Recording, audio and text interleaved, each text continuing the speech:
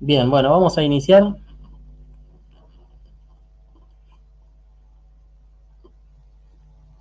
Veo que son bastantes, muy buena conectividad. Les aclaro que por una cuestión técnica estoy teniendo un problema con la webcam, no se puede, eh, no me deja cargar la visualización. ¿Se escucha, no? Por lo menos. Sí, profe, lo escuchamos re bien. Bien. Bueno, en principio les ha tocado esta materia como cierre de cursada, ¿no? Entiendo que la mayoría ya está ya en sus últimas materias dando.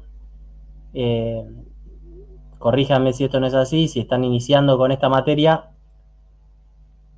Pero bueno, más allá de eso, la idea, como siempre digo, es en principio hacer un, un tratamiento sobre la cuestión general de lo que es el derecho procesal y después obviamente ya abocarnos a lo que es la parte especial. Como ustedes sabrán, toda materia tiene parte general, parte especial. No sé si en esta universidad en lo particular tienen lo que se llama teoría del proceso o alguna parte de derecho procesal general. ¿La tienen? Bien.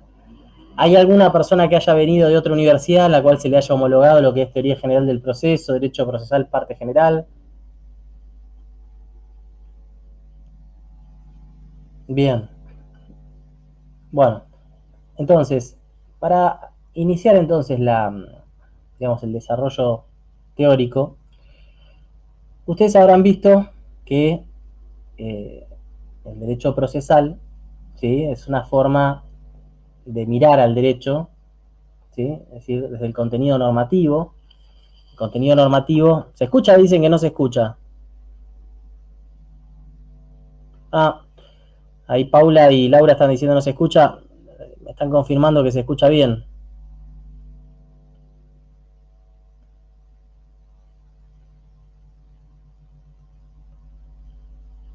Quizás un tema de configuración. Quieren probar salir y entrar. Espero 2 minutos. Perdón la demora. Siempre las primeras clases están.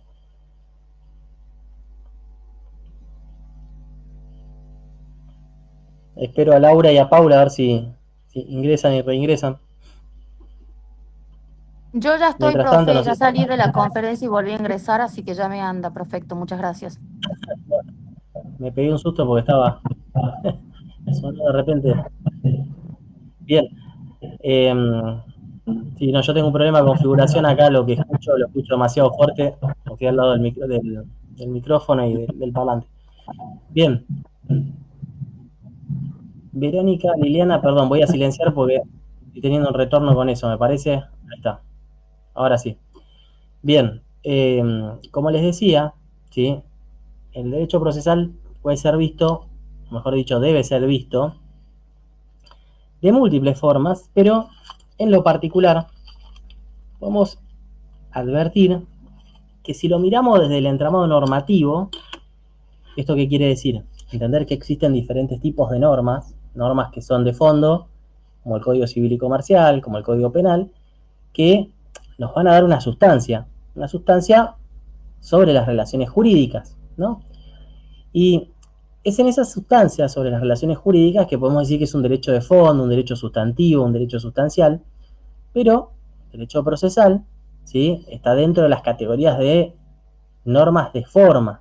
Esto ustedes lo habrán estudiado a lo largo de la carrera, van a decir para qué lo está repitiendo, ¿sí? Porque a veces llegan a la profesión y es como que tenemos que volver a repasar ciertas cosas, ¿no? Porque a veces se olvida uno. En el olvido está bueno volver a recomponer algunos contenidos y es así que dentro de las normas de forma vamos a ver cómo esa sustancia se materializa, ¿sí? Se materializa, se ejecuta y que la forma, en principio, va sobre la forma orgánica, ¿sí? Por un lado, ¿qué quiere decir esto? Bueno, cómo se van a determinar los órganos que componen la jurisdicción. Esto tiene que ver con la forma representativa y republicana y federal que decidió nuestro Estado a partir del artículo 1, pero también sobre la solidificación que está contenida en el artículo 5 de la Constitución Nacional, que dice que cada provincia organiza su propia jurisdicción, ¿sí? Entonces acá se empieza a ver lo que es la estructura orgánica o la formalidad orgánica. Y en la formalidad orgánica es, bueno, ¿por qué creemos que hay una formalidad orgánica? ¿O por qué se consideró, por qué debe existir esta formalidad orgánica? Y porque no todos los espacios jurisdiccionales tienen los mismos recursos, ¿sí? No es lo mismo un juzgado dedicado, ¿sí?, a un análisis de una causa de minoridad, en el sentido de fondo, y no en el sentido penal, sino en la determinación de derechos de alcance civil, ¿no? Es decir, el famoso juzgado de familia, ¿no? O sea, fíjense la explicación que tuve que dar para entender lo que es un juzgado de familia. No es, bueno, el juzgado de familia, bueno, ¿a dónde van las familias? No, porque no todas las provincias se organizan así, ¿no? Entonces, hay provincias que, atendiendo su contexto, atendiendo su idiosincrasia, atendiendo lo que le pase a esa provincia y sus recursos, si tienen el dinero suficiente para poder organizarse de ese modo, por ahí vamos a encontrar mayor especificidad o no, ¿sí? Por ejemplo, si vamos a la provincia de Santa Cruz, ¿sí?, vamos a ver que encontramos juzgados civiles, comerciales, laborales y de minas, ¿sí? Piensen esto, un tipo o una tipa que va a dar jurisdicción sobre todas estas cosas. Una locura. Yo a gatas me aprendí el 1113, el código de Vélez, y entre gallo y medias noches me los cambiaron. Ahora hay un código civil y comercial, ahora ya pasaron 11 años, ¿no? Pero digo, imagínense lo que implica que la persona tenga la jurisdicción sobre todo eso, ¿sí? Bueno, te pueden decir, está bien, pero esos tipos tramitan ante su jurisdicción 100 causas al año. Tienen tiempo para poder estudiar. Y yo te puedo decir, sí, tienes razón. En cambio, un juzgado de la provincia de Buenos Aires, que están explotados, por día le entran 400 despachos. O sea, 400 causas en el día para despachar. Entonces, cuando vemos el alcance, ¿sí?, y podemos ver los recursos de la provincia, podemos ver, digamos, el nivel orgánico, conjuntural de la jurisdicción, y bueno, entendemos cómo se organiza y cómo se formaliza esa estructura orgánica.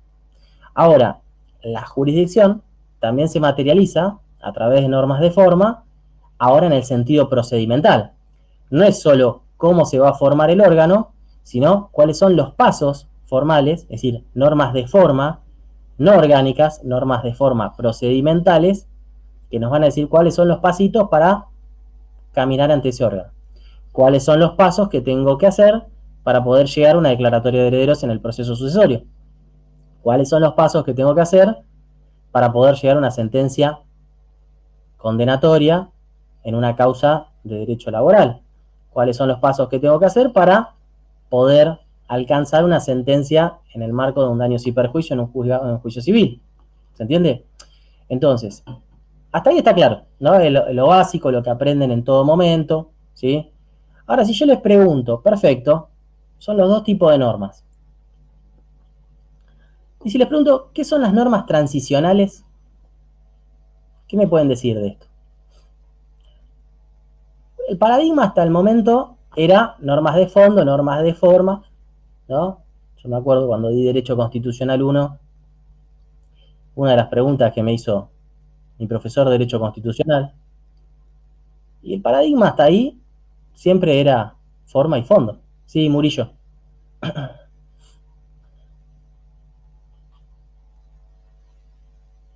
Ahí habían Y, levantado la profe, mano. es una disposición jurídica que explica el paso de una ley antigua a una ley nueva, si no me equivoco. Muy bien. Impecable. Muy bien.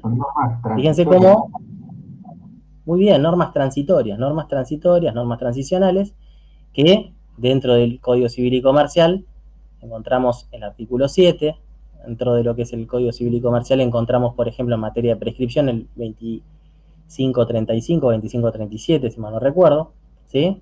Ahora, esta norma, o estas normas mejor dicho, Son normas transicionales. ¿Son de forma o son de fondo? ¿O son un sui generis, algo único en su especie? Algo distinto.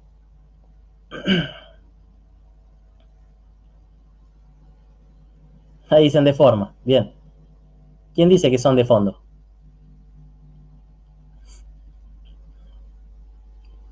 Anímense a equivocarse. Preferible se equivoquen ahora y no después en la profesión.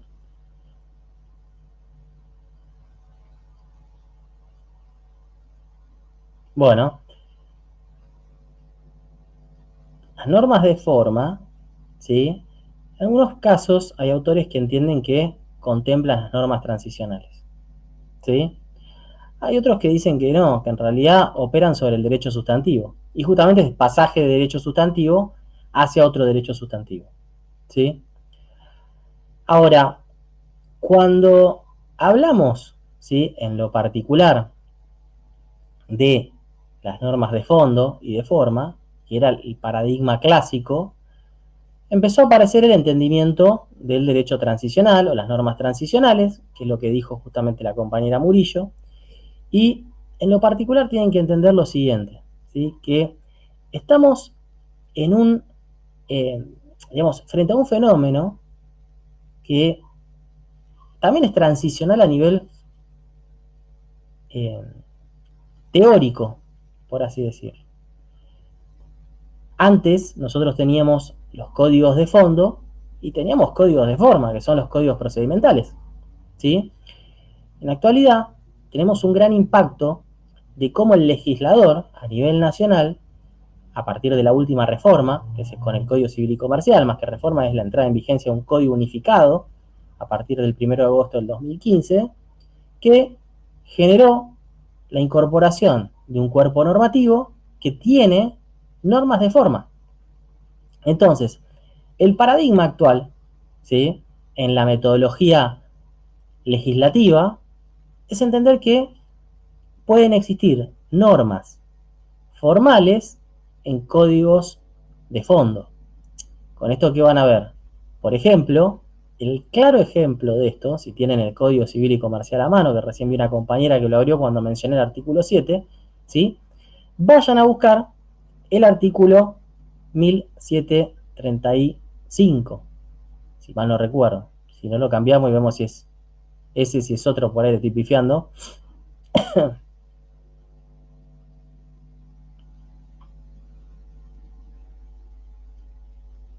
¿Alguien lo puede leer?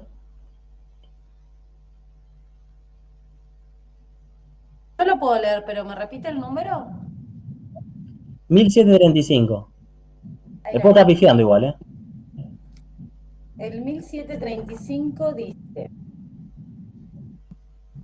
facultades Ahí está, mira, judiciales. ahí lo puso Darío Salazar. La verdad que estoy sorprendido de este curso, agradezco que tengan todas las cámaras prendidas, me da pena no poder prenderla yo. No es habitual que estén todos con la cámara prendida, que copien el artículo y me lo pongan en el chat. La verdad es un lujo, ya demasiado este curso. Bien, ahí, dale, Vero, decir lo que tengan ganas de decirlo, dale, a ver. No obstante, el juez puede distribuir la carga de la prueba de la culpa o de haber actuado con diligencia debida, ponderando cuál de las partes se halla en mejor situación para aportarla. Si el juez lo considera pertinente durante el proceso, debe comunicar a las partes que aplicará este criterio, de modo de permitir a los litigantes ofrecer y producir los elementos de convicción que hagan a su defensa. Muy bien, gracias. Fíjense, hasta hace 11 años atrás, si vos querías litigar, tenías que agarrar el código procesal de cada jurisdicción, ¿sí?, y jugar con esas reglas de juego. Ahora, a partir del Código Civil y Comercial, fíjense cómo, por ejemplo, el 1735, que es un claro ejemplo de esto, hay 10 millones de artículos relativos a la formalidad, fíjense cómo en el 1735, que está dentro del libro tercero, que tiene que ver justamente con obligaciones, determina, ¿sí?, la carga de la prueba y la facultad del juez de poder determinar y distribuir la carga de la prueba, ¿sí?, y en qué momento lo puede hacer y hasta cuándo lo puede hacer. ¿Me siguen hasta acá? Con lo cual, cuando entró en vigencia el Código Civil y Comercial, dije, no me jodan que cambió esto y ahora me tengo que ponerle el código civil y comercial. A gatas aprendí lo que era el artículo 1 del Código Procesal, ahora tengo que salir a buscar el Código Civil y Comercial. ¿Se entiende? Con esto, ¿qué les quiero decir? Más allá del chiste, es que guarda con el análisis del derecho procesal frente a este nuevo paradigma. ¿Por qué? Otro ejemplo concreto. Si nos vamos al 716, ¿quién lo lee y lo busca? Así como hicieron 716, 717 el Código Civil y Comercial de la Nación.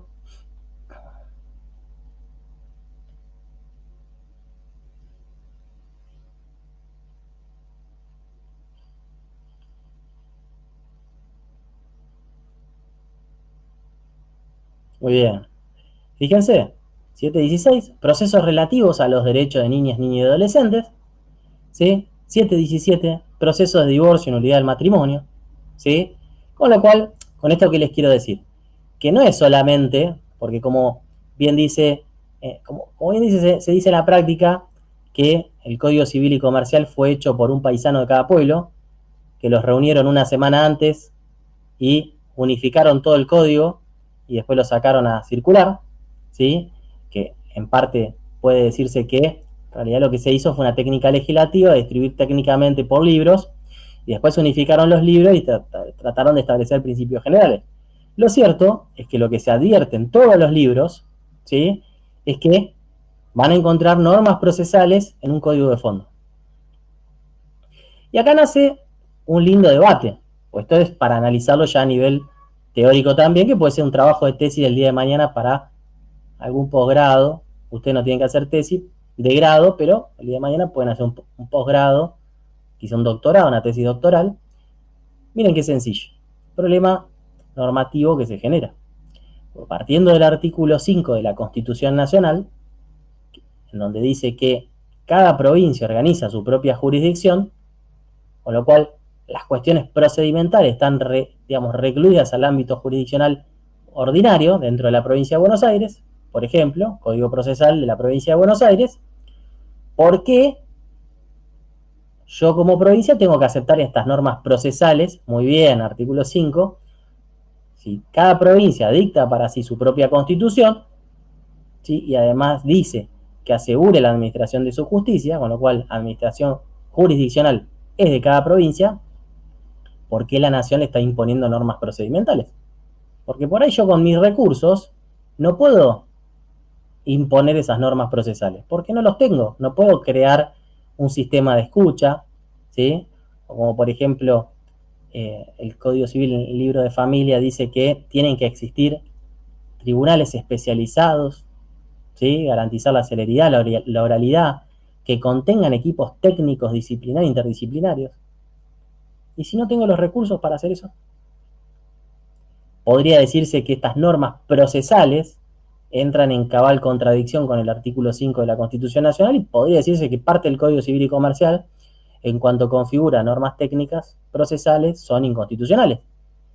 Por ejemplo, este gran conflicto se dio con el Código Civil y Comercial en materia de dictos en los procesos sucesorios. Si ustedes se van al artículo, o los artículos, mejor dicho, 23, 35 en adelante, van a tener las reglas de los procesos sucesorios, ¿sí? Y se van a dar cuenta que, dada la apertura del sucesorio, se tiene que publicar en el boletín oficial por un día la apertura del sucesorio. ¿Bien? Ahora, si ustedes se van en la especie al Código Procesal de la Provincia de Buenos Aires, al Código Procesal de la Nación, en lo civil y comercial, ¿sí? ¿Saben de cuánto es la publicación de dictos? Por 3 días. Entonces, fíjense que queda en cabeza del juez determinar lo siguiente. Cuando se abre, por ejemplo, ustedes inician una sucesión, ¿sí? Y no les digo, tienen este problema, bueno, con un juez de la provincia de Buenos Aires, con otro de Córdoba y con otro del Chaco, no.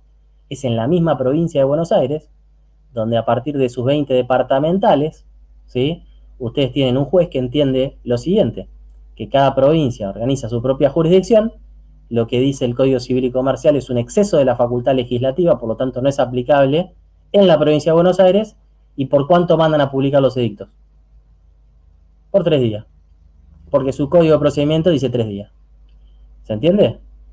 Y hay otros jueces que dicen, no, esperen. El Código Civil y Comercial de la Provincia de Buenos Aires fue dictado en el año 68, ¿sí? El Código Civil y Comercial de la Nación fue dictado en el año 2015 y todas las provincias participaron del debate legislativo. Y cada provincia mandó representantes, cada provincia aceptó esa modificación. Por lo tanto, se entiende que es una aceptación tácita de la provincia, acepta esa nueva construcción normativa. Por lo tanto, tiene que aplicarse la publicación en el boletín oficial un día. Lo cómico es que ustedes como litigantes del día de mañana, por ahí van a un organismo, por ejemplo, como pasaba en San Isidro, departamento judicial, ustedes tenían un juzgado civil y comercial, que estaba ubicado en el 4º piso, abrían la sucesión y tenían que publicar boletín oficial por un día. Hacían 5 pasos para cruzar el pasillo en el juzgado que estaba enfrente, porque tenían otra sucesión y les ordenaba la publicación por 3 días. ¿Se entiende? Era y es un elige tu propia aventura, de acuerdo a la interpretación normativa. Este es el estado actual de la jurisdicción, ¿sí? y el nuevo paradigma que trajo consigo la positivización del Código Civil y Comercial. ¿Se entiende hasta acá? Con lo cual, ¿sí? Para pasar en limpio, si ustedes me preguntan qué es el derecho procesal, y yo les diría que es un corazón, es el corazón del derecho. Si ustedes me dicen que, digamos, quizá no es la materia más importante, y yo reflexionaría si no lo es, ¿no? Porque sepan que ustedes pueden tener la mejor proclama de derechos y saber muy bien el derecho sustantivo, pero el que no sabe derecho procesal no puede materializar ninguna proclama de derecho y no lo puede llevar a cabo, ¿sí? Derecho procesal, reitero, no digo que es el cerebro del derecho, ¿no? Lo aparto de ahí, no digo que es la Constitución, no digo que son los derechos fondales, ¿sí? Que son sumamente importantes, porque si no hay derecho, el derecho procesal no existe, no tiene sentido que exista un proceso si no existen los derechos, pero esto tómenlo como regla, al menos lo que es el profesor Lanzavecchia entiende, que si no saben derecho procesal no pueden ejercer la profesión. Al menos desde la jurisdicción y al menos de lo que es la profesión liberal. Pueden dedicarse a otras cosas, pueden dedicarse al asesoramiento, ¿sí? Pero el derecho procesal es el ABC de la justicia, ¿sí? Y que el mismo derecho procesal tienen que entender lo que es de interpretación. Y que además de ser de interpretación, es de práctica. Ustedes pueden teorizar la práctica de 10 millones de formas, ¿sí? Pero en la medida que no practiquen lo teórico, están al horno. El derecho procesal es su martillo, el derecho procesal es su serrucho, es su destornillador, ¿sí? Si no tienen esas herramientas, reitero, están muy alejados de lo que es la práctica, ¿sí? Si no se lo presentaron así cuando vieron derecho procesal parte general, les aclaro, es preferible que vayan a patear la calle un año aprendiendo desde el barro y van a entender lo que es la profesión. Van a leer 743.000 libros de derecho, pero en la medida que no pisen la calle, ¿sí? No van a saber ejercer esta profesión, ¿sí? Entonces, esta materia, más allá de que uno la dicta, ¿sí? Es a nivel teórico, pero no podemos ver la parte práctica, ¿sí? Para estar en la parte práctica, ustedes tienen que ir a ver un estudio jurídico, cómo se desarrolla un estudio jurídico, cómo llevan las causas, ¿sí? O ir a un organismo jurisdiccional a ver cómo tramitan las causas en ese organismo, ¿sí? Y mi consejo es, ¿sí? De corazón, traten de vincularse lo más pronto posible, de algún modo, a lo que es justamente la parte práctica. Reitero, les puedo dar 10 millones de libros de cómo andar en bicicleta. Hasta que ustedes no se subieron a la bicicleta, se dieron 50 golpes en la primera cuadra, ustedes no saben andar en bicicleta. ¿Me siguen hasta acá? Y Sí, profe. en lo habitual, a veces pasa, por ejemplo, en una charla, en una jornada, que uno va a una jornada y aparece el académico de renombre, ¿no? Y uno lo escucha al académico de renombre y todo lo que dice está muy bien a nivel intelectual, pero hace escollo en la parte práctica. Porque a veces la construcción intelectual es de laboratorio. Los casos son de laboratorio y la realidad es que justamente la realidad es tan amplia, es tan rica y los casos son tan particulares, específicos, ¿sí? Que no se puede escribir todo lo que pasa en la calle. Te los puedo asegurar. Hay veces en donde la realidad supera la construcción normativa, ¿sí? Y más allá de que no existe construcción normativa para determinadas cuestiones, ¿sí? Las respuestas jurisdiccionales tienen que estar. ¿Me siguen hasta acá?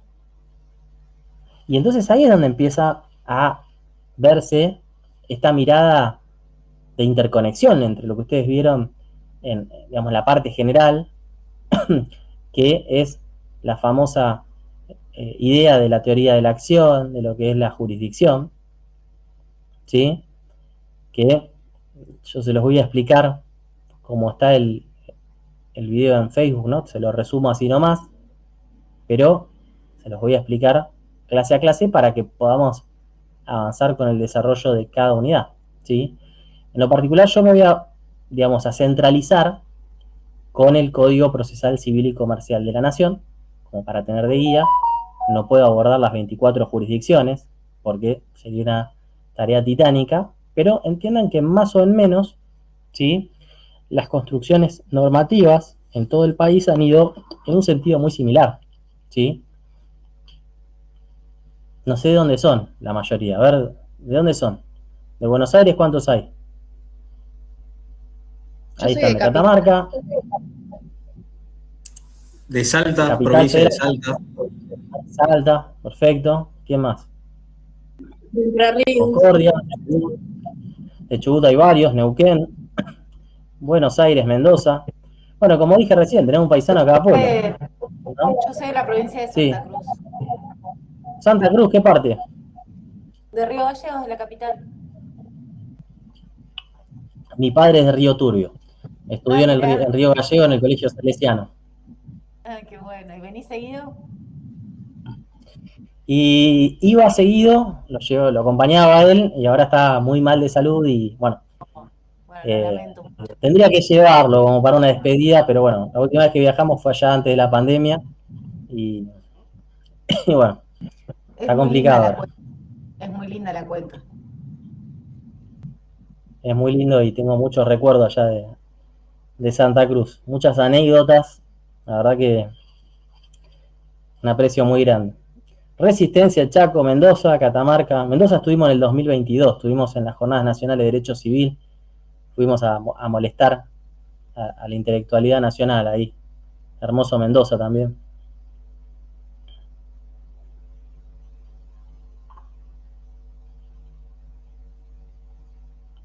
Fuimos a un congreso, la Jornada Nacional eran 2 días, llevamos una ponencia desde la universidad, la ponencia la presenté en 20 minutos y me fui a las Termas de Cacheuta 3 días seguidos, creo. Pero bueno, cumplimos. Volviendo entonces un poco a lo que les venía refiriendo, ¿sí? Que la realidad excede a las construcciones teóricas, a lo normativo. Yo les voy a tratar de explicar esta materia desde el Código Civil y Comercial de la Nación, Código Procesal Civil y Comercial de la Nación, ¿sí? Y obviamente pueden existir divergencias en las jurisdicciones ordinarias que estén cada uno de ustedes, ¿sí? Es imposible hablar desde Chaco, hablar desde Mendoza, hablar de Santa Cruz, ¿no? Con lo cual los invito, ¿sí? Encarecidamente, porque es con el que van a trabajar, ¿sí? Día a día, tienen que hacer la comparativa. Yo estoy en Buenos Aires, esta materia la doy en varias universidades y la realidad es, doy el Código Civil, bueno, tengo el Código Civil, el Código Procesal Civil y Comercial de Nación y a la par del de la provincia de Buenos Aires, ¿sí? Porque son los dos lugares donde van a trabajar, ¿sí? Ustedes van a trabajar, obviamente, con el de la justicia ordinaria de su provincia, pero no tienen que perder de vista que también tienen los organismos federales que están en sus provincias, ¿sí? Y que ahí se rigen por el Código Procesal de la Nación, ¿sí? Entonces, volviendo a la idea de origen que les dije, voy a explicarles a nivel teórico, con un sentido práctico, ¿sí? Vamos a pasar la primera clase a la segunda con un poco la reflexión y la reconsideración en lo que es la parte general del derecho procesal, pero aclaramos una cosa, ¿sí? Yo sé que ustedes tienen módulos, por ahí estuve viendo si los pueden bajar, si no los pueden bajar, ¿bien? Yo analizo la ley, ¿sí? El módulo es a nivel técnico, ¿sí? O sea, puedo tener el módulo, pero lo que voy a hacer siempre es agarrar el código procesal y voy a ir explicándoles artículo por artículo el código procesal, ¿sí? Porque ustedes van a trabajar con un código procesal en la mano, ¿sí? El día de mañana ustedes van a estar adelante de un juez y no van a estar con el módulo de la universidad, ¿sí? ¿Y qué voy a evaluar? Si llega a ser que se tiene que evaluar de la forma oral, esta que se determinó ahora actualmente, y bueno, código en mano, ¿sí? No tengo ningún problema que lo tengan en la mano. Vamos a ver una norma y decir qué significa esta norma, cómo se aplica, ¿sí? Que por ejemplo, hablame de los extremos de las medidas cautelares, cómo implica el 195 del Código Procesal. Ustedes me pueden decir, pero yo no sé de memoria el 195, ni yo tampoco. Me decís 195, por ahí es el colectivo que pasa acá en la esquina. No tengo ni idea, ¿sí? Vamos a ver el 195. Ah, listo, dice esto el 195. Y si lo sé interpretar en Buenos Aires, lo sé interpretar en Catamarca, lo sé interpretar en Tierra del Fuego, lo sé interpretar donde esté. ¿Se entiende? Eso es saber la profesión. Punto. ¿Sí? Yo necesito que sepan de memoria. La memoria es un trapo húmedo que lo terminan tirando al sol. Tarde o temprano se termina secando, ¿sí? ¿Me siguen hasta acá? Por eso es reflexionar sobre lo que tienen, entender qué es lo que tienen, además de entender qué es lo que tienen, entender que hay 20 visiones de un simple artículo. ¿Se entiende esto? Entonces, como hay siempre visiones, formas de interpretar, no sé si ustedes en esta universidad tienen interpretación de la ley, interpretación del derecho, ¿sí? Sepan que hay 20 formas de ver el mismo objeto de análisis, ¿sí? Y cuando ustedes tienen eso, por un lado está bueno porque es sumamente rico entender que hay múltiples formas de ver las cosas, ¿sí? Pero también es un problema cuando ustedes están en la calle pateando. ¿Por qué? Porque van a un organismo, se hace de un modo, van a otro organismo, se hace de otro modo, van a otro organismo, se hace de otro modo, ¿se entiende? Tengan una visión amplia sobre las cosas, ¿sí? Entiendan que el derecho es estrictamente interpretación. Ahora, dicho todo esto, no sé si tienen alguna pregunta técnica administrativa, porque ya me empezaron a bombardear con cuestiones administrativas antes que arranque la cursada, por mail, ¿sí? A ver, Verónica. Yo le quiero preguntar si sabe cómo va a ser el tema de los exámenes. ¿Cómo voy a evaluarlos? Claro, porque, bueno, surgió, viste que este año cambió la modalidad y es oral. Y Sí, por lo que entiendo, la disposición de la universidad es que se realicen las últimas 3 clases.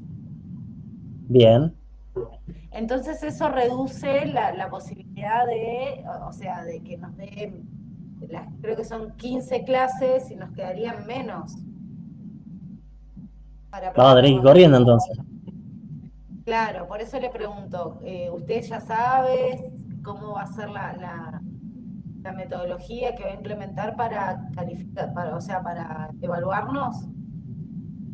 Mirá, te voy a responder lo que le respondí a un alumno que me preguntó, un compañero, que me dijo, ¿cómo va a ser el examen oral? Le contesté, oral, ¿no? Ahora, la forma de instrumentalidad, sé que tenemos, a ver, la cuestión de la cursada y demás, tenemos una gran ventaja, ¿sí? ¿Cuál es la gran ventaja? y que todos ustedes están vinculados con el docente, ¿no? En mi época esto no existía, ¿no? Sí, no tenía forma de contactarte más que por señales de humo. Entonces, lo que podemos hacer es cumplimentar con todas las clases, ¿sí? Y en el lapso que nos da la universidad, podemos buscar espacios de hora, ¿no? Hacer listados, por ejemplo, y digo, de tal momento a tal momento se conectan tales alumnos, de tal momento a tal momento se conectan tales alumnos, siempre y cuando exista disponibilidad, etcétera, etcétera, etcétera. O sea, vamos a tener 10 millones de momentos para poder repensar, encontrarnos y ver esto, obviamente con total sinceridad, apertura, podemos charlarlo, no tenga ningún inconveniente preguntarlo. Ahora, hay determinadas cuestiones técnicas, ¿sí? Que, fíjense, yo tengo un problema hoy con la cámara, ¿sí? Entiendo que también ustedes pueden en algún momento tener un problema con la cámara, obviamente no van a ser evaluados en ese momento, ¿sí? Pero hay ya cuestiones técnicas que tendrían que pensar o analizar si ya, por ejemplo, el horario está predefinido, porque ustedes tienen que rendir a través de, no sé cómo se llama, que lo tienen, creo que se llama Sumadi, por ejemplo, donde detecta la identidad de ustedes, etcétera, etcétera, etcétera, ¿sí? Yo calculo que va a haber un protocolo, ¿sí? Que vamos a armar para ver todo eso, ¿sí? Hoy, en la realidad, no lo tengo, digamos, muy claro si ustedes se conectan a través de una plataforma de especie o si es a través de este mismo espacio, ¿sí? A lo sumo, si es dentro de este mismo espacio, 14:30 se conectan estas 10 personas, ¿sí? DNI en mano, grabación, preséntense, con el DNI lo exhiben, perfecto. Arrancamos el examen. Bien, vamos a ver 3 preguntas orales a cada uno. Arranca, no sé, Gutiérrez, un ejemplo. Explíqueme, Gutiérrez, ¿qué efectos tiene la rebeldía en materia de medidas cautelares? Vos, González, ¿cuáles son los efectos de la demanda? Perfecto. Una charla, ¿sí? Como se evalúa en cualquier universidad, ¿sí? No se vuelvan locos con el tema del examen, pues es una instancia más, ¿sí? Ahora sí, las disposiciones técnicas, el Sumadi, el Big Bluton, o como se llame la plataforma, ya entramos en un problema de lo técnico. Si la pregunta es de contenido, en el sentido de qué es cómo se evalúa, por lo general se arranca con un tema, ¿sí? Eligen ustedes el tema dentro de lo que es el contenido del examen. Después hacen 2 o 3 preguntas para evaluar si la persona ha integrado los contenidos. Son preguntas más bien prácticas, no teóricas, ¿sí? Después usted tiene 4, profesor, sea que todos escuchamos el examen de todos. Calculo que si la plataforma se puede hacer salas individuales, como por ejemplo hay plataformas en donde uno tiene la sala general y después se puede llevar a la sala individual a cada uno, calculo que sí. Si no, será así como están ahora, apagan todos la cámara, quedará el que está rindiendo con la cámara prendida y todos pueden escuchar todo, ¿sí? Con lo cual tampoco tendría mal. Los exámenes orales van a ser con lo que hablamos en clase, con los módulos o con ambas. No, a ver, ahí está muy buena la pregunta. El examen va a ser, como les dije, cómo voy a desarrollar yo la materia y cómo ustedes tienen que salir a la calle, ¿sí? Imagínense un cirujano, ¿no? Cirujano general. ¿Cómo va a ser el examen de cirugía general? Con lo que dice el libro, con lo que dice la práctica, con lo que hago en la práctica, ¿no? O con lo que me dice solo el profesor. Con todo. E incluso con lo que no di. Con lo que ustedes investigan. Con lo que ustedes se forman, ¿sí? Porque el día de mañana ustedes en la calle, ¿sí? No aprenden, o sea, no van a ejercer desde un módulo, ni desde lo que digo yo, porque yo puedo estar diciendo 10 millones de burradas, ¿sí? O por ahí no son burradas, pero es mi interpretación del derecho. Y recién les acabo de decir que hay 10 millones de formas de interpretar el derecho. Entonces, ustedes tienen que saber, ¿sí? ¿Y cómo saben? ¿Cómo saben que saben? La norma. ¿Qué dice la norma? ¿sí? La norma es la norma. A mí no me interesa qué vino a decir Guido Alpa sobre, ¿no?, las estructuras de los principios del derecho, porque cuando ustedes van a fundar un recurso, tienen que ir a la norma. A nadie le importa lo que dijo Guido Alpa. Y si lo dicen para decorar. ¿Se entiende? No, pero acá hay 3 interpretaciones jurisprudenciales de la norma, lo que dice el fallo Guzmán bueno, fue lo que se dijo en el fallo Guzmán. De acuerdo al contexto del fallo Guzmán, en la época del fallo Guzmán, ¿se entiende? Y que hoy por ahí los jueces que dictaron el fallo Guzmán, algunos se jubilaron, otros se murieron y otros por ahí cambiaron de opinión. ¿Se entiende? Ojo con eso. Entonces, mi consejo, estudien de la norma, estudien del libro, un libro de derecho procesal, tienen a disposición, puede ser Gossaini, Kielmanovich, Roland Arasi, el manual de Palacio, elijan su propia aventura, ¿sí? Son todos recomendables. La verdad que no tengo uno definido como para decir este es mejor o este es peor. Cada uno tiene sus pros y sus contras, ¿sí? Los módulos son orientativos, ¿no? Son enunciativos de los temas, ¿sí? Por eso yo le dije, yo voy a arrancar con la norma. Artículo 1 hasta el artículo 800 y pico, ¿sí? Te van a decir, pero va a haber todos los artículos, y la verdad, la mayoría los vamos a ver. La idea es que salgan entendiendo, leyendo el código procesal, ¿sí? Entonces, la primera tarea que van a tener, tarea para la casa, es que tienen que agarrar el código procesal, hagan la tarea a mano, háganla a Word, como ustedes quieran, ¿sí? Porque la realidad les voy a hacer que tengan un impacto de lleno con el código procesal, lo van a tener que respirar. Agarren el código, si lo quieren hacer a mano, si lo quieren hacer en Word, ¿sí? Identifiquen todos los títulos que tiene el código, ¿sí? Todos los títulos que tiene el código. Ustedes van a ver que a partir por ahí de las clases sucesivas, yo voy a compartir pantalla y lo voy a hacer directamente de Infoleg. Voy a ir artículo por artículo. Hay profesores que usan diapositivas, que resumen. No, bueno, yo me voy al código, se lo voy a leer, como hicimos recién con el 1735, con el 717, el 718, etcétera, etcétera. ¿Sí? ¿Por qué hago esto? Porque es el impacto. Se van a dar cuenta que así se trabaja. Entonces lo que van a hacer es, código procesal, vayan a ver todos los títulos que tiene. ¿Con qué arranca? ¿Con qué arranca? Con parte general, con un proceso específico, ¿sí?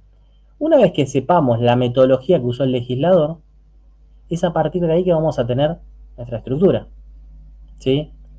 Si ustedes me preguntan, ¿qué dice el artículo 321, ¿sí? O 319, por ejemplo? No tengo ni idea, pero sé que estamos dentro de la órbita de los procesos de conocimiento. El 319 los procesos ordinarios, 323 diligencias preliminares, 326 medidas anticipadas, ¿sí? Nos vamos al 330, que son los requisitos de admisibilidad de la demanda, ¿sí? Y así vamos a construir un mapa mental que nos permite trabajar, ¿sí? Entender que el código está dividido en dos grandes partes, ¿sí? Y aunque no lo quieran creer, porque parece que es una cuestión bien de universidad, la parte general y una parte especial, el código procesal también está construido en base a esa lógica.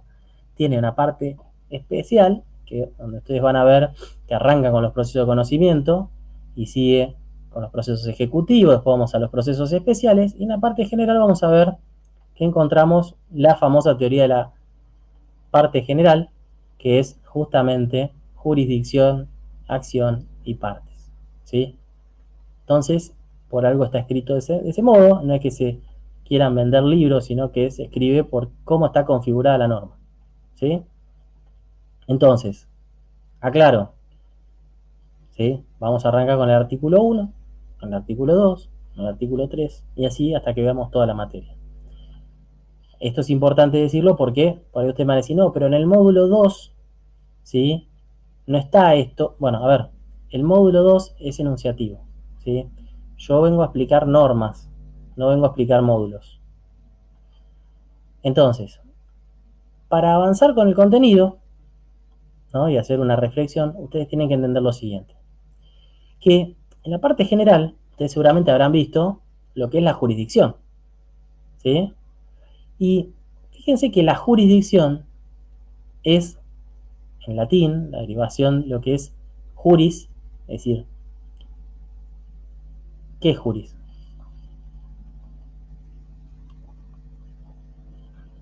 Derecho. Muy bien, derecho. ¿Y dictio qué significa? Dictar, sería dictar el derecho. Muy bien, dictar, decir, ¿sí? Entonces, la jurisdicción es decir el derecho. La jurisdicción es uno de los grandes elementos de la teoría general del derecho procesal en el entendimiento de que lo que se analiza es justamente el órgano jurisdiccional. Es decir, el órgano jurisdiccional es aquel que tiene la facultad de poder decir lo que es el derecho. Y la construcción es muy lisa y llana, sino que tiene que ver con ese arrancamiento que se produce, ¿no? A partir de la conformación de los estados modernos, posterior a la paz de Westfalia, 1640 y pico, ¿sí? Donde se empiezan a ver, ¿no? Procesos de formación, de entender que antes estaba todo en cabeza de un sujeto, que era el que decía cuáles eran las normas, las aplicaba, juzgaba con esas normas, ¿sí? Ahí dice, para más claridad, los módulos no los va a tener en cuenta y nos vamos a tener que basar solo en el Código Procesal Civil y Comercial. No, los módulos los vamos a tener en cuenta, pero se van a dar cuenta, ustedes mismos, que el módulo es un 10% de todo lo que les voy a explicar. ¿Se entiende? Entonces, por eso el módulo no está bien, está el módulo, pero son títulos, ¿sí? Por ahí en la explicación me llevo 2 o 3 días hablando de un módulo, mejor dicho, del Código Procesal y Civil y Comercial, y desarrollamos el primer módulo. ¿Se entiende? Yo sé que ustedes por ahí seguían mucho con los módulos. Para mí los módulos son títulos, reitero, son presentaciones, ¿sí? Obviamente lo que hago siempre es tratar de que todo lo que se desarrolle a nivel teórico coincida con lo que va en el módulo, ¿sí? Hay veces que el módulo me salta un tema a 300 artículos más adelante y bueno, a ver, es una cuestión metodológica del módulo y del que hizo el módulo, ¿sí? Pero eso no obsta a mi posibilidad de cambiar como director de la materia, la decisión pedagógica de cómo enseñarles, ¿sí? O sea, los módulos les va a servir porque por ahí los exámenes, mejor dicho, la parte de actividades prácticas como era antes, o los exámenes que se hacían, salían del módulo, ¿se entiende? ¿Qué quiere decir? Que por ahí muchas preguntas estaban construidas en base al módulo, ¿sí? Los módulos focalizan temas, ¿sí? Más no focalizan el conocimiento abarcativo de todo lo que tienen que saber. Entonces, volviendo a esta idea, y volviendo a lo que era el concepto del poder, de la concentración del poder absolutista, 1642, ¿no? Más o menos, empiezan a aparecer ciertas ideas modernistas, entender que de por qué estaba todo concentrado en un solo sujeto, ¿no? El que sancionaba, el que dictaba, el que ejecutaba las normas, o que efectivizaba la área de cumplimiento. Entonces empezaron a aparecer ciertos autores, ¿sí?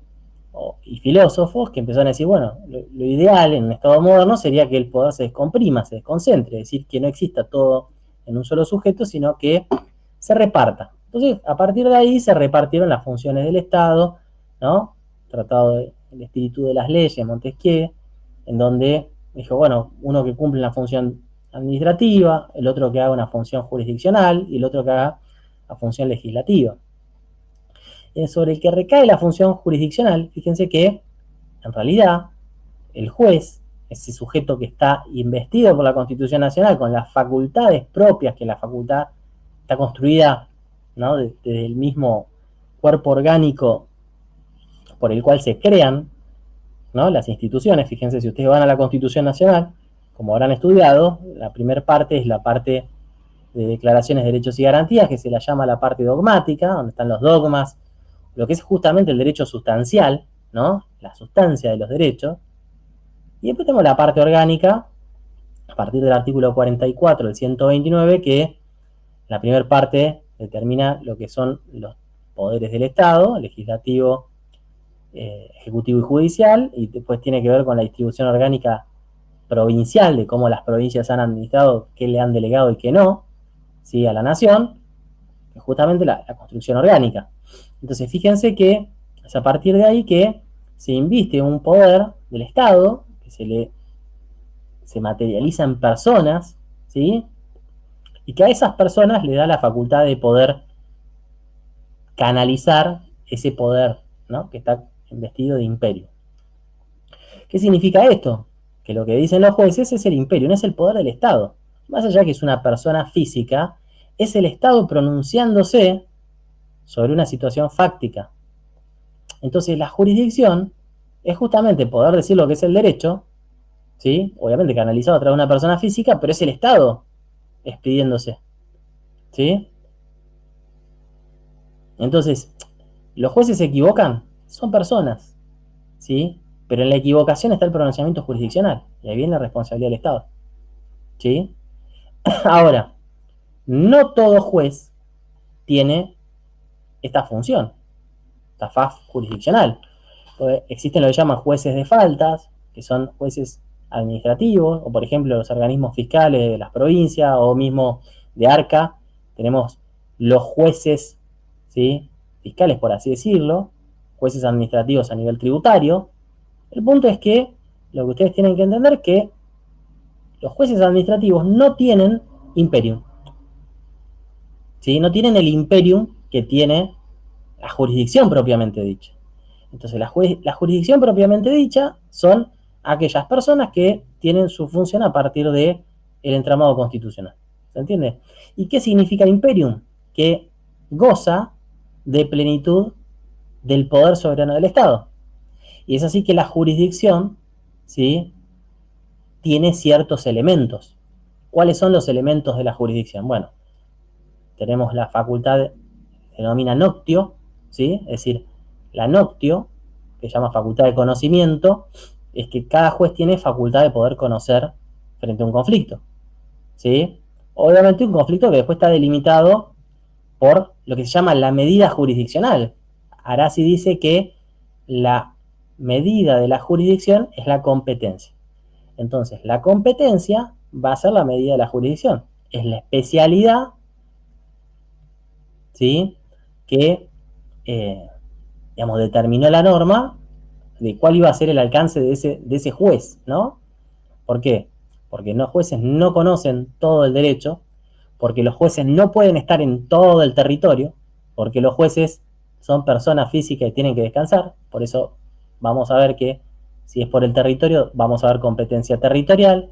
Si es por materia, vamos a ver que existe competencia por materia. Si existe también especialidad en relación a las personas, no es lo mismo que existe una demanda en donde esté el Estado Nacional, porque el alcance de una condena al Estado Nacional le afecta a todos, a distinción de si es Pablito contra Josecito por un accidente de tránsito, en donde condenamos a Josecito porque chocó a Pablito, ¿se entiende? No es lo mismo. Entonces, el alcance de la jurisdicción va a estar limitado por un montón de elementos que tienen que ver con la competencia. Competencia por turno, ¿sí?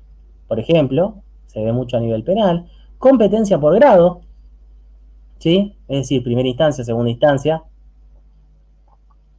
¿sí? Bien, ya después vamos a profundizar sobre el tema de competencia, ¿sí? Que lo vamos a ir viendo a partir de que la parte de la clase posterior, siguiente, ¿no? Es decir, veamos en lo concreto lo que es el código procesal, ¿sí? Ahora, volviendo un poco a la idea, dentro de la facultad de conocimiento, que es la noctio, además va a existir una facultad que se llama vocatio, ¿sí? La vocatio, una facultad conocida de que si el juez tiene la facultad de conocer, tiene la facultad de poder convocar a las partes, ¿Se entiende? Es decir, si yo tengo la facultad de poder conocer, conozco en el sentido del fondo, pero también conozco cuáles son los agentes que intervienen en el conflicto. ¿Sí? Y si la Constitución me da la facultad de poder conocer y veo cuáles son todos los agentes que están marcados en el conflicto, tengo la potestad de convocarlos. Ah, pero yo no quiero ir, no importa, vos tenés que venir. Pero no voy, bueno, te mando a la fuerza, auxilio de la fuerza pública, te traigo acá, te siento, y si sos un testigo, ¿sí? Puedo ejecutar todas las medidas de coerción. Dice, pero eso es violencia. Y claro, el imperium estatal es violencia. ¿Se entiende? Cuando yo le digo a A, páguele a B, ¿sí? No le estoy preguntando a B si quiere pagarle en una sentencia. ¿Se entiende? No, B, páguele, tiene un plazo de 10 días. No lo pagan esos 10 días y bueno, voy a ejecutarlo. ¿Se entiende? ¿Pero y cómo? Y con la facultad del imperio. A partir de cómo se va a materializar el imperio y a partir de los elementos. Fíjense, de conocer, si yo tengo la facultad de conocer, puedo ejecutar todas las facultades, ¿sí?, que corresponden a esa facultad de conocer. Voy a llamar a las partes, facultad de convocar, facultad de decidir, la judicium, ¿sí? Como tengo la facultad de conocer, en ese marco de conocimiento tengo la facultad de decidir. No va a decidir Pepito, ¿se entiende? Acá decido yo, ¿sí? Me tocó a mí, por mi competencia, ¿se entiende? No puedo delegar mi judicium, no se la puedo dar a otro sujeto, la tengo que determinar yo. ¿Por qué? Porque las normas me lo dan a mí, ¿se entiende? Imagínense los jueces de la corte que dicen, ah, no, esto está muy enquilombado, no, se lo doy a otro sujeto, no, lo tenés que resolver vos, porque es el Estado a través tuyo, se está canalizando a través tuyo, no es que sos vos, ¿sí? O sea, es el Estado. La competencia y la jurisdicción no son delegables, ¿se entiende? Fíjense que cuando después veamos artículo 1 en adelante, todos estos conceptos que les estoy diciendo van a decir, ah, esto venía de acá, ah, artículo 1, acá está el tema de la delegación. Fíjense, entonces podría ser prorrogada la competencia, me la puedo llevar a otro lugar y depende, vamos a ver. Pero como no está determinado, bueno, hay determinadas excepciones también. Entonces, volviendo a la idea, fíjense que dentro de la judicium, dentro de la facultad de decidir, una vez que decide el juez, esa decisión se tiene que cumplir, salvo que sea de imposible cumplimiento. A le paga a B, pero A se murió. Y bueno, hay ciertas formas de canalizar eso, ¿sí? Pero cuando está determinada la judicium, es el posicionamiento del Estado a partir de todas sus prerrogativas de que puede hacer cumplir eso. Y tiene dos formas. Una, a partir de la executio, que es otra de la facultad, que es ejecutar. ¿Esto qué quiere decir? Hacer cumplir, con las medidas para hacer cumplir, ¿sí? Por ejemplo, hay un caso que salió recientemente que me sirve muchísimo para esta clase, ¿sí? Que es justamente el alcance de la executio, ¿no? Es decir, el alcance de la ejecución. Por ejemplo, en incumplimiento de deber alimentario, hay un fallo reciente que el juez decidió que, como no cumplía la cuota alimentaria el padre obligado al cumplimiento de la cuota, decidió suspenderle telefonía celular, decidió suspenderle carnet de conductor, decidió suspenderle el contrato vitalicio que tenía con un club de fútbol muy conocido, ¿no? Empezó a reducir todas las cuestiones de ocio del sujeto. Y otra vez, más allá de decir cuestiones de ocio, todas las cuestiones inherentes a su vida. O sea, básicamente empezó a restringir libertades. Le pregunto, ¿eso es válido? ¿Puede un juez hacer eso? ¿Suspenderle, por ejemplo, el carnet de conductor? Sí, puede. Bien. Es el Estado, ¿se entiende? Es una forma de forzarlo. Es una forma, muy bien, dice, de forzarlo. Claro, son medidas de ejecución, medidas de hacer cumplir. Entonces, una cosa es la executio, que tiene que ver con el cumplimiento, específico de lo decidido, A le paga a B, ejecuto. Bueno, el executio va sobre la decisión. ¿Se entiende? La decisión es que le pagues. Entonces, cuando yo ejecuto, todas las medidas de ejecución son tendientes al pago. Por ejemplo, le trago un embargo, le secuestro un vehículo. ¿Se entiende? Ahora, después existe lo que se llama la coertio, que son medidas de coerción. ¿Se entiende? Que si bien están vinculadas complementariamente con lo decidido, son formas de forzar, como bien dijeron por ahí. ¿Sí? Muy bien. Prohibición de ingreso a espectáculos públicos. ¿Sí? ¿Me siguen hasta acá? Le llamo al testigo a declarar, le mando el auxilio de la fuerza pública, tengo que secuestrar y bueno, vayan con un oficial de justicia con auxilio de la fuerza pública, cerrajeros, rompan la puerta y agarren todo lo que haya, lo ponen a cargo del actor, individualicen, hagan un inventario. ¿Se entiende? Y en el caso hipotético de que no se cumpla la medida, fíjense, la facultad de denunciar penalmente por incumplimiento de una manda judicial. ¿Hasta dónde puede llegar la facultad de un juez? ¿Sí? Con esto que decimos, que las facultades no son del juez, sino que son delegadas al juez por parte del Estado. Los jueces son personas físicas. ¿Se pueden equivocar? Se pueden equivocar. ¿Sí? Ahora, en la equivocación hay un sinfín de planteos, ¿no? Porque para llegar a una decisión válida, tiene que haber sorteado, ¿sí?, un montón de elementos. No es que el juez decide y ya está, no. Cuando el juez decide, hay un pronunciamiento jurisdiccional, pero ese pronunciamiento jurisdiccional, para que tenga efectos, tiene que estar firme. ¿Qué quiere decir? Que bueno, tiene que haber superado una instancia de comunicación, una instancia de recursiva, o sea que tiene que ver con los posibles recursos que se planteen, el consentimiento de las partes, cuando ya fue, digamos, atravesada por las diferentes instancias de grado, ¿no? Yo les dije recién que la competencia también se determina por grado, primera instancia, segunda instancia, tercera instancia, ¿sí? Cuando superan todos esos grados, la jurisdicción queda ejecutoriada, o sea, la decisión queda ejecutoriada, por lo tanto, hay que cumplirla, ¿sí?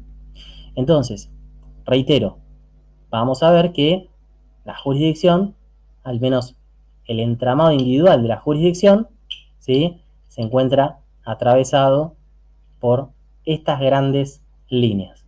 Entonces, a medida que nosotros vayamos desarrollando el Código Procesal Civil y Comercial, nos vamos a dar cuenta que estas facultades, noctio, vocatio, coertio, iudicio, executio, ¿sí?, las vamos a ver en todas las normas, ¿sí? Entonces, cada vez que ustedes vean un artículo, se van a empezar a dar cuenta de esto, grábenselo a fuego, memorícenlo y lo van a ver, ¿sí? Como así también van a ver cuando veamos principios procesales, o lo han visto, el proceso que está regido por ciertos principios. Hay una frase, yo en una tesis doctoral que desarrollé sobre principios, ¿sí?, me gustaba mucho una frase de Groucho Marx que decía: tengo mis principios, pero si no les gustan, tengo otros, ¿sí? A ver, los principios son pautas rectoras, ¿sí? El derecho procesal se ha asentado sobre ciertos principios procesales que también hoy están en tela de juicio, y desde hace casi ya 20 años se han ido repensando los principios de los procesos, ¿sí? ¿Por qué? Porque también el paradigma cambió en materia de principios. Fíjense que el Código Civil y Comercial también creó principios a partir de ciertas regulaciones normativas y disposiciones. Los institutos parten desde principios. Por ejemplo, tenemos, si mal no recuerdo, creo que es el 401, 402 del Código Civil y Comercial, que comienza partiendo de lo que es el principio de igualdad entre los integrantes de un matrimonio, por ejemplo, ¿sí? Los principios antes eran principios clásicos, ¿sí?, eran inmutables. Yo les pregunto, ¿qué es un principio? Bueno, es básicamente un posicionamiento teórico, ¿sí?, que puede estar positivizado o no, pero que sirve como una pauta orientativa, rectora de determinado aspecto. Por ejemplo, principio de la buena fe, ¿sí? Ahora, en derecho procesal, ustedes habrán estudiado principio de bilateralidad, principio de no contradicción, el principio de celeridad, concentración, principio de integración, principio de inmediación, son todos elementos o pautas rectoras que las van a ver en las normas, pero que ante la falta de una norma, el principio es el hilo conductor de cómo debería, digamos, resolverse o interpretarse, ¿sí? Por ejemplo, si yo les digo que hay un principio que es el principio de celeridad, hay otro que es el principio de concentración, ¿sí? Con lo cual lo que se busca siempre es la economía del proceso, que es otro principio. Si ustedes tienen, por ejemplo, que hacer una presentación para agregar un oficio, otra presentación para impugnar una pericia y otra presentación para pedir que se libre una cédula a un testigo para notificar una audiencia, ustedes presentan 3 escritos distintos, ¿sí? El juez, ¿qué va a hacer? Va a concentrar en una sola resolución el tratamiento de todas las cuestiones, ¿sí? Más allá de que ustedes estén incumpliendo un principio de concentración, pues podrían estar pidiendo todo junto en un solo instrumento, ¿se entiende? Pero el juez, por una cuestión de concentración, por una cuestión de economía procesal, tiene que justamente resolver todo en un conjunto. Principio de bilateralidad. Todo lo que sea necesario sustanciar, porque controvierta algún derecho, ¿sí? Hay un principio general, construido a partir de lo que dice el artículo 18 de la Constitución Nacional, que ¿qué dice? La defensa en juicio. Y la defensa en juicio es un derecho constitucional. Por lo tanto, sobre cualquier cuestión que se plantee en el ámbito de un proceso, ¿sí? Va a estar regido por un principio de bilateralidad, que es darle traslado a la otra parte o sustanciarlo. Por ejemplo, si en el marco de un proceso judicial se presenta una pericia, yo no le puedo dar solo traslado de la pericia a fin de que tome conocimiento y diga lo que tenga que decir a la parte actora. ¿Se entiende? Tengo que darle el traslado a todas las partes. Que todas las partes puedan venir a decir lo que tengan para decir, de lo que tienen para decir. Eso es el principio de bilateralidad. Principio de que se garantice la posibilidad de ser escuchado ante un organismo jurisdiccional sobre lo que tengan para decir. Por ejemplo, hoy, como se está viendo en los procesos laborales, ¿sí? En cualquier etapa del proceso, plantea inconstitucionalidad de la ley 27.802, ley de modernización laboral. Viene el actor y te dice, quiero que se declare inconstitucional el artículo 55 porque no corresponde limitar la actualización a un 67%. Te da todos los fundamentos, 50 páginas de fundamentos, el juez recibe ese escrito, ¿y qué hace? Traslado a la otra parte. ¿Para qué? Para que venga a decir lo que tenga que decirlo y lo que está diciendo la parte. Actor en este caso. ¿Se entiende? Así se garantiza la bilateralidad del proceso. ¿Me siguen hasta acá? Bien. Segunda gran rama del derecho procesal, parte general, vamos a ver que tenemos la teoría de la acción, ¿sí? No los voy a aburrir con la teoría de la acción, ¿sí? Porque es un entramado teórico que lo habrán estudiado ya, pero a lo largo de la historia la acción se ha quizás debatido el concepto de lo que es la acción, porque en muchos casos se confunde lo que es la acción, se confunde con lo que es la pretensión y se confunde con lo que es la demanda, ¿sí? Entonces, en esta órbita, se los resumo así nomás, ustedes tienen que entender que la acción es justamente aquella construcción que dice que es el derecho, ¿sí?, de poder presentarse ante la jurisdicción. Acuérdense que, ¿qué es la jurisdicción? Es la facultad de poder decir lo que es el derecho, ¿sí? Entonces, la acción es poder presentarme ante quien tiene la jurisdicción, ¿sí? Es un derecho, ¿sí?, que de poder decir, o sea, de poder reclamarle, mejor dicho, al organismo jurisdiccional para que se pronuncie. Es decir, es quien pretende contra quien se pretende. Es decir, la configuración de la acción. ¿Se entiende esto? Es decir, es un derecho.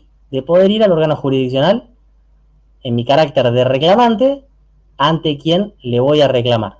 ¿Se entiende? Daños y perjuicios. Vamos a llevar un caso de daños y perjuicios para materializarlo en la práctica. Gabriel Lanzavecchia ejerce su acción contra fulanito. ¿Se entiende hasta acá? Una cosa es, estamos hablando de un daños y perjuicios, ¿no? Porque me chocó, me reventó la pata, rompí ligamento cruzado. Quiero que me indemnicen. Y el muchacho tiene compañía de seguro. Vamos a llamarla fulanito SRL, o sea, SA mejor dicho. Entonces, yo soy el accionante que me presento ante el organismo jurisdiccional, ¿sí? Y tengo mi acción es mi derecho de poder presentarme ante el organismo jurisdiccional. No se tiene que confundir la acción con el derecho sustantivo. ¿Qué quiere decir? El derecho sustantivo es el derecho a mi integridad física. Entonces, una cosa es yo tener derecho a mi integridad física, a la reparación de un daño, con el poder de accionar. ¿Me siguen hasta acá? Entonces, fíjense, para que lo entiendan así. Si yo corro traslado hoy de una demanda, o sea, el accidente fue en el año 2016, y me presenté hoy, ¿sí? ¿Tengo derecho a accionar? Y muchos van a pensar en la prescripción. No, prescripto, 10 ¿Entiendes? años. No, son 3 años. No, Responsabilidad civil, 3 años. Claro. ¿Está prescripto?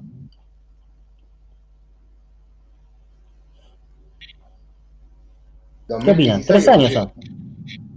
Claro. ¿Está prescripto? Sí. Bueno, ahí está el tema. Esto el otro día lo tuve una discusión, el año pasado, una discusión de posgrado en la UBA, que era un caso práctico que daba la profesora, y en la respuesta, el caso fue el mismo. Y yo le dije, no está prescripto. La docente me dice, no, sí, mira, pasó el tiempo. Si cuenta los 3 años en los cuales usted tenía derecho a presentar la demanda, se correrían 3 años más. No, porque en realidad el plazo es el plazo. 2016, 10 de abril del 2016, ya pasaron 10 años. Ustedes son 3 años, ¿saben? Ahora, el tema es que para que prospere una prescripción, tiene que haber un demandado que la plantee. La prescripción no es de oficio. ¿Se entiende? Porque ¿qué pasa con la prescripción? La prescripción aniquila la acción. ¿Se entiende? Que es justamente el derecho a poder presentarme ante un organismo jurisdiccional a reclamar la reparación de ese daño. Fíjense que la prescripción aniquila la acción, pero no aniquiló ese derecho sustantivo que tenía el sujeto de que le reparen el daño causado, que pasaría a ser una obligación, como antes se decía, una obligación natural.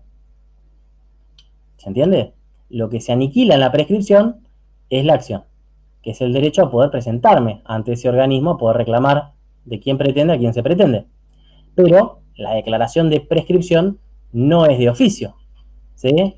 Entonces, por ejemplo, ustedes tienen un caso, le cae el estudio jurídico, este caso en particular, y es un NI. ¿Por qué? Porque si yo corro traslado de demanda, obviamente informando debidamente al cliente, haciendo una determinación de todas sus posibilidades, lo sale a la posibilidad de que le planteen la prescripción, sacando toda la cuestión ética, toda la cuestión de responsabilidad profesional, ¿sí? Y ustedes inician la acción, más allá de que estén por fuera del plazo. Y ustedes notifican la demanda. Y el demandado por ahí ni contesta la demanda. ¿Se entiende? ¿Se comió contestar la demanda? ¿O la contestó fuera de plazo? ¿Alguien les planteó la excepción de prescripción? No, no se la plantearon. Entonces no le están cuestionando la acción. Es decir, no les están cuestionando su derecho a accionar. Por lo tanto, cuando el juez saque una sentencia, no va a poder decir, pero pasaron 3 años. No, porque no hay nadie quien plantee la excepción. No plantearon la defensa, no se analiza la prescripción. Se hace lugar a una demanda que virtualmente estaba prescripta. ¿Se entiende esto? Ojo con eso. Ahora, Fíjense, volviendo a la idea, la excepción de la prescripción tiene que ser planteada. Si no es planteada, no va. Lo que les quiero decir es que la excepción mata la acción. ¿Sí? Pero no mata el derecho. Y como les decía, la teoría de la acción es de quién pretende contra quién se pretende. Entonces fíjense que el concepto de pretensión no es el mismo que el de la acción, porque la acción contiene a la pretensión, pero es el derecho a presentarme ante la justicia. Ahora, la pretensión es básicamente el objeto de lo que quiero, que me indemnicen. ¿Se entiende? Y la demanda no es lo mismo que la pretensión, porque la demanda es el instrumento técnico con el cual yo materializo, ¿qué cosa? La pretensión. Es lo que escribo. ¿Sí? Ahí dice, no entiendo bien. O sea que si no piden prescripción por sí sola, ¿no prescribe? No. Es jugado iniciar una demanda prescripta, virtualmente. Si me permite, Ahora, profesor, si no te plantean la prescripción. ¿Cómo, perdón? Quedé medio mareado. A ver, ¿por qué? Vamos. Porque si la acción contiene la pretensión y la acción es la que prescribe, la pretensión queda sin poder sustanciarse.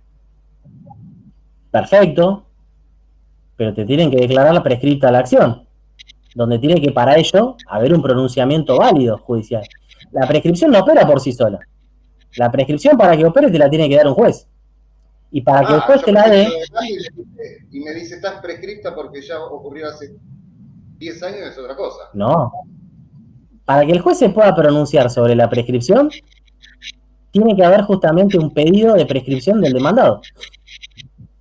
De la otra parte, claro. Listo. Si el juez se pronuncia sobre una prescripción que no fue planteada por el demandado, está fallando ultra petita. Es una sentencia nula. Listo, ahí me cerró. Buenísimo. Es el famoso no, el no ya lo tenés. Vos presentalo igual. Bueno, Y después dicen que no. el tema que es un riesgo de responsabilidad profesional iniciar una demanda prescripta. ¿Se entiende? Entonces, ¿cuál fue el dilema ético en el caso este de posgrado? Que cuando lo planteó la profesora, ¿sí? Era una materia de una especialización en Derecho de Responsabilidad de la Salud de la Universidad de Buenos Aires, ¿sí? Y lo planteó. Claro, hay muchos estudiantes que están recién arrancando su carrera profesional, ¿no? Y lo toman como una única idea. Entonces, cuando las profesoras terminaron de plantear el caso, yo ¿puedo hacer una pregunta? Sí, bueno, mi pregunta es la siguiente. Si yo hago un consentimiento informado al cliente en donde se le informa que la acción está prescripta, pero siempre y cuando no planteen la excepción, esa demanda podría tener viabilidad. Sacando la cuestión, reitero, ¿no? La cuestión de responsabilidad profesional. Porque si yo no le digo nada al cliente, le inicio la demanda, está prescripta, claramente prescripta, obviamente tengo responsabilidad profesional, porque lo estoy asesorando sobre algo que está mal. ¿Se entiende? Ahora, si el riesgo es conocido, ¿sí? Si el riesgo es conocido, es como cuando el médico te informa, mira, yo te puedo operar el corazón. Si corto el cable, por más que lo corte bien, hay una idea de que te puede morir. ¿Se entiende? Entonces, estamos analizando técnicamente, ¿sí? Obviamente hay cuestiones de índole ética, cuestiones de índole de fondo, pero el caso va para que ustedes entiendan qué implica la acción, qué es lo que implica la excepción. Con lo cual, la acción es poder presentarme ante la justicia. Ahora, si yo me presento ante la justicia, determino mi pretensión a partir de la demanda. La demanda es el instrumento. ¿Se entiende? ¿Y qué materializa la demanda? Y la demanda materializa el alcance sobre lo cual el juez se va a pronunciar. Porque si yo le pido al juez que me repare el daño material porque me rompieron el auto y el daño físico porque me rompieron la rodilla, ¿sí? Y el juez saca una medida que va más allá de esas dos peticiones, el juez falla ultra petita. Es decir, va más allá de lo que la parte le pidió. Y si el juez dice, por ejemplo, que se repare el auto, pero nunca se expidió sobre la rodilla, el juez está resolviendo infrapetita, es decir, menos de lo pedido, ¿sí? Y acá roza esta cuestión del principio, ¿sí?, de integración de las partes que es el principio de congruencia, ¿sí? Que el pronunciamiento judicial va sobre lo que las partes le piden al juez. ¿De dónde? Y de la presentación de su demanda por parte del actor, accionante, reclamante o accionante, son los conceptos que se definen, o a partir de la contestación de demanda. Por eso les digo, principio de congruencia, si el juez falla con una excepción que no fue planteada, falla ultra petita. Esa sentencia es nula. ¿Se entiende esto? Teoría de la acción. ¿Quién pretende contra quién se pretende en el marco de la jurisdicción? ¿Sí? Con lo cual el campo de conocimiento del juez está reducido a lo que las partes le llevan. ¿Se entiende? Punto. ¿Me siguen hasta acá? Con lo cual, fíjense esto. Yo recién les decía, noctio, coertio, vocatio, iudicio, etcétera, etcétera. Para que haya noctio, es decir, conocimiento, tiene que haber un planteo de las partes. Y el noctio, la noctio, el conocimiento, está reducido ¿a qué? A lo que la parte le llevan, a lo que las partes le plantean. El conocimiento de la causa está limitado. Y fíjense, usted inicia una acción de daños y perjuicios, tramita, ¿no?, hasta llegar a una sentencia definitiva. Sentencia definitiva, ¿sí?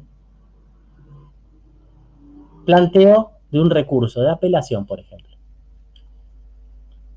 El planteo de la apelación, ¿sí?, va sobre la sentencia, ¿sí?, que puede ser por los errores injudicando, es decir, los factores, digamos, los elementos de decisión, ¿sí?, o errores improcedendo, es decir, errores en el procedimiento. Nos comimos de tomar una testimonial, no se terminó de hacer la pericia médica, ¿sí? Pero fíjense que si yo apelo, cuando eso se va a la Cámara, principio de congruencia, ¿qué va a resolver la Cámara? Solo sobre lo que se planteó en el recurso. Con lo cual, el campo de conocimiento que tiene la Cámara es más reducido que el juez de primera instancia. Porque el juez de primera instancia analizó todo lo que tenía que ver con la demanda y contestación de demanda. La Cámara va a analizar todo solo sobre lo que se planteó, ¿en dónde? En el recurso. Y el recurso está vinculado solo ¿sobre qué? Sobre la sentencia o sobre la resolución atacada. Y va a pasar lo mismo cuando nos vayamos todavía a la Corte, ¿se entiende? Hasta llegar a la Corte Federal, en donde se diga que solo en la Corte Federal se analizan cuestiones de derecho. Punto. Las cuestiones de hecho están reducidas a los jueces de grado. Con lo cual, si yo voy a la Corte Federal, no es para analizar si el testigo declaró o qué declaró el testigo. No, yo cuando voy a la Corte Federal, es para ver si el derecho aplicable es contrario a la Constitución Nacional, tratados internacionales con jerarquía constitucional, o hay inconstitucionalidad o hay una cuestión federal. ¿Se entiende? ¿Me siguen hasta acá? Entonces, campo de conocimiento, judicium, ¿sí? Noctio se vincula a la judicium. Yo decido solo sobre lo que me plantearon. ¿Me siguen hasta acá, chicos? Entonces, tercera órbita tiene que ver con las partes, ¿sí? Y las partes son los sujetos que componen la relación procesal, ¿sí? ¿Quiénes componen la relación procesal? Les pregunto, a ver. ¿Quiénes son las partes del proceso? El actor y la demandada. Bien, ¿el juez es parte del proceso? No, No. ¿El abogado o los abogados? es abogado de parte. Es abogado, bien lo que dijiste. Abogado es parte. Ahí está la distinción que hiciste. Los abogados no son parte. La parte es la parte. El abogado puede intervenir como patrocinante, ¿sí? Puede intervenir como apoderado, puede intervenir como gestor. ¿Se entiende? Pero la parte es la parte. Una cosa es la representación procesal con la que llega el abogado, ¿sí? Y otra cosa es la parte. Con lo cual los abogados no son parte. ¿Los peritos son parte? No. ¿Se entiende? Con lo cual, la parte es quien acciona y el demandado es contra quien se acciona. Esa es la litis. ¿Y cómo se integra? ¿Pueden existir otros sujetos, ¿sí?, que componen la litis? Sí, pueden existir terceros. Terceros forzosos, necesarios o los voluntarios. ¿Sí? Ya después vamos a ver qué es cada cosa. ¿Me siguen hasta acá?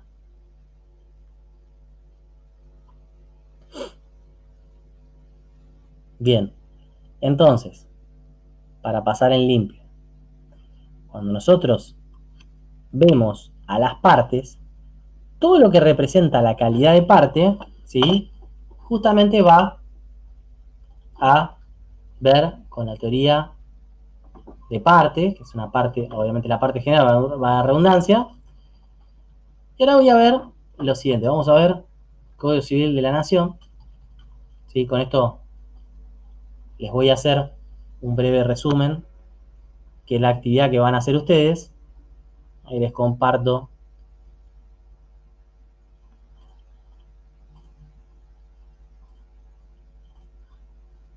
¿Tienen a la vista el código?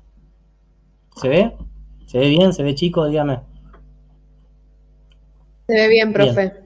Muy bien. Vamos a ver la estructura, que es la actividad que les di para hacer, y con eso ya después los libero, pero lo vamos a hacer acá virtualmente, pero necesito que ustedes lo hagan y que lo hagan. O sea, hagan o lo hacen o lo hacen, porque así se empapan del tema. Fíjense, Código Procesal Civil y Comercial de la Nación, y tiene un índice temático. Es un librito. Parte general, libro primero, disposiciones generales. Órgano judicial. ¿Qué es esto? De lo que veníamos hablando. El juzgado que tiene competencia, ¿o no? Muy bien, acá vamos a ver la jurisdicción. ¿Sí? Órgano judicial, jurisdicción. Ahí vamos a ver la competencia. Partes, es lo que veníamos hablando recién. Las partes en el proceso. Bien, título tercero, cuarto, quinto, que son actos procesales, contingencias generales y modos anormales de determinación del proceso. Estos tres títulos, ¿qué es? ¿O qué parte de la teoría general es?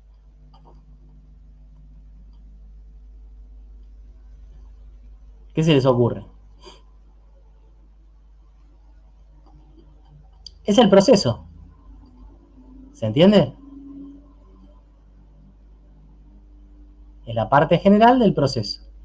Fíjense como en los primeros títulos vamos a ver la parte general, por un lado la jurisdicción, por otro lado la parte y por otro lado el proceso. Después vamos a pasar a una parte especial, ¿sí?, que el libro segundo determina como procesos de conocimiento, ¿sí?, en donde vamos a analizar qué es un proceso de conocimiento. Libro tercero, proceso de ejecución, que tiene que ver con la executio. Fíjense, proceso de conocimiento, la noctio, facultades o procesos que buscan conocer. Libro tercero, procesos de ejecución, executio, es decir, los procesos que buscan ejecutar. Después vamos a ver qué es cada cosa. Y después tenemos procesos especiales, en donde van a encontrar incorporados temas relativos a acciones posesorias, procesos de declaración de incapacidad e inhabilitación. En estos procesos vamos a ver cómo el Código Civil y Comercial ha generado ciertas modificaciones a nivel procedimental. Alimento, lista y expensa, rendición de cuentas, mensura y deslinde, división de cosas comunes, desalojo. Libro quinto, proceso sucesorio. Libro sexto, proceso arbitral, que está compuesto por el juicio arbitral propiamente dicho, juicio de amigables componedores y la pericia arbitral, que ya vamos a ver qué es. Séptimo, procesos voluntarios, que tienen que ver con actos particulares, ¿sí?, como por ejemplo contra el matrimonio, tutela, curatela, la autorización para comparecer en juicio, la copia del segundo testimonio, renovación de los títulos, examen de los libros de los socios, reconocimiento de adquisición de venta de mercaderías, ¿sí? Entonces, fíjense que vamos a ver todo lo que es parte general y todo lo que es los procesos en sí, en particular. ¿Me siguen hasta acá? Bien. Entonces, Yo les recomendaría hacer la estructura mental de su código ordinario, es decir, el código de la jurisdicción de su provincia, más el código de la nación, ¿sí? Y ver qué diferencias hay. La clase que viene arrancamos con el artículo 1 de nación y ustedes ya van a ver lo siguiente, que en la actividad práctica que les estoy proponiendo, ¿sí?, pueden encontrar las diferencias entre el código nacional y el código de su propia jurisdicción, ¿sí? Van a ver que existen similitudes y obviamente marcadas diferencias en algunos casos. ¿Preguntas hasta acá?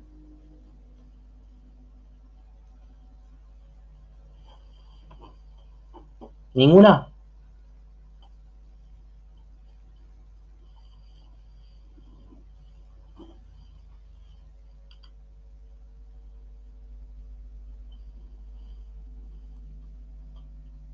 Los aburrí.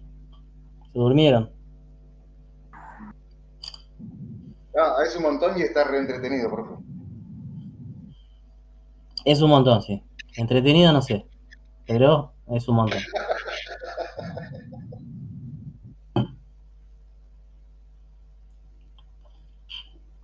Entretenido prefiero ver los 7 reinos en Prime Video y no estar viendo esto, pero bueno. Depende, ustedes ya eligieron esto. Se torturaron ustedes solo eligiendo esto. Nadie los obligó. Así que bueno, por mi parte, la clase de hoy, que fue de presentación, lo que busco siempre es armonizar un poco lo que aprendieron en la parte general y lo que van a ver ahora con mayor intensidad en esta materia. ¿No les quedó ninguna duda administrativa? Nada, todo claro. ¿Sí? Sí, profe, a mí me quedó una duda. A ver. Sobre los orales. ¿Va a ser en clase con todos presentes o vamos a tener de a uno? Eso depende de cómo disponga la universidad. Al menos si da discrecionalidad, no sé si esta plataforma permite hacer aulas individuales. Por lo que estoy viendo, no. Con lo cual, bueno, vamos a ver cómo. Por ahí está la posibilidad de hacerlos a través de Microsoft Teams, que es otra posibilidad. Entonces, por ahí puedo hacer un listado por hora y en las 2 horas que tenemos, que se vayan conectando cada 10 minutos, ¿sí? O por ahí no, por ahí todos juntos, ¿sí? La pregunta sería mía hacia ustedes, ¿cuál sería el problema de que estén todos juntos? Pregunto. ¿Les molesta? No, vergüenza no nos da.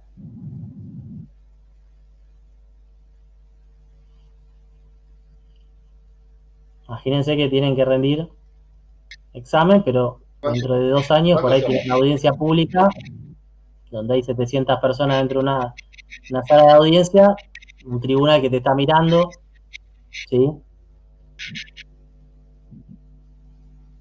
Bien. Depende cómo sería ¿Alguna la otra dinámica pregunta? depende de la dinámica del oral, profesor Gabriel. Bien, ahí dice, mientras no interrumpan y respeten el turno, así eso, quédense tranquilos. Eso, eso lo hago cumplir yo, no se preocupen. Y también la extensión de los contenidos, ¿no?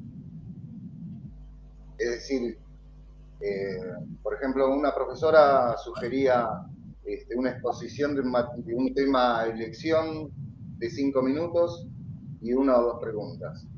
Otro profesor sugirió un listado de preguntas y respuestas, 50 generales para todos los alumnos, y iba a ir preguntando aleatoriamente a cada alumno. Y la verdad que no sé cuál va a ser la dinámica en su examen oral, profesor.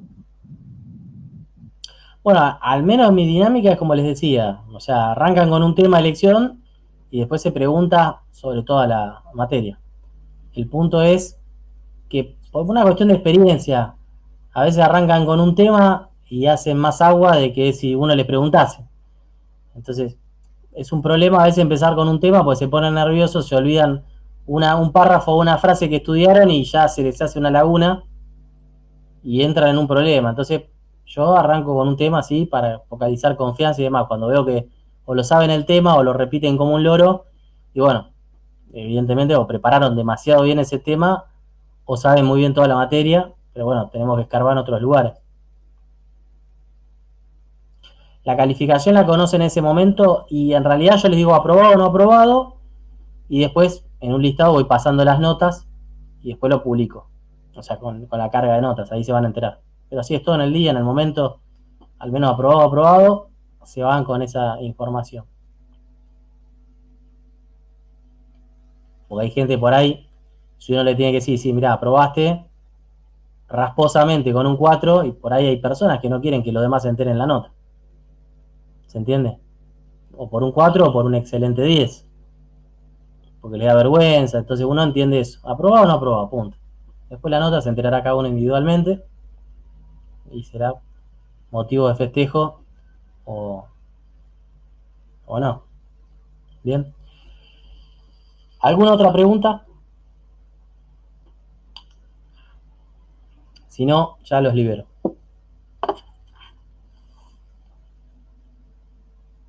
Por mi parte ya está, profesor. Perfecto.